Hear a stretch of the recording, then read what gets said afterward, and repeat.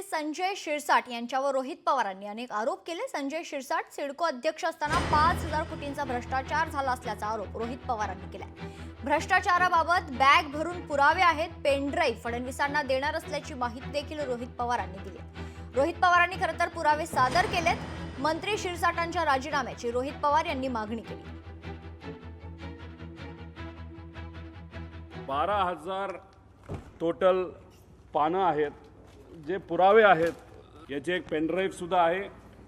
ती पेनड्राईव्ह देवेंद्र फडणवीस साहेबांना आम्ही नक्कीच देऊ आणि ती पेनड्राईव्ह त्यांच्यापर्यंत आल्यानंतर त्याच्यावर फक्त ते काहीतरी कारवाई करतील अशी अपेक्षा आपण करूया। बिवलकर ज्यांच्याबद्दल 12.5% योजनेअंतर्गत देय पात्र शासन स्तरावरून नाकारलेले उपलब्ध कागदपत्रावरून दिसत येत नाही, पण त्याला जो सिडकोली उत्तर दिलेला आहे, वास्तविक पाहता सिडकोने 2024 94 95 10 23 मध्ये पात्रता नाकारलेली आहे।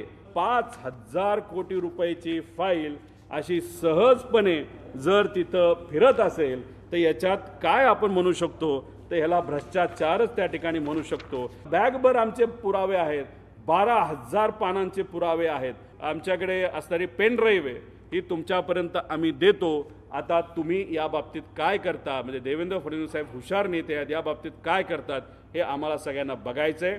त्यामुळे गणपती होऊस तर आम्ही शांत राहू, बघूया सरकार या बाबतीत काय करतंय। आमची मागणी आहे, एकतर शिरसाटांना त्यांच्या आत्ताच्या पदावरनं तुम्ही काढलं गेलं पाहिजे। लोकशाही मराठी ऐका, पहा, जागरूक रहा।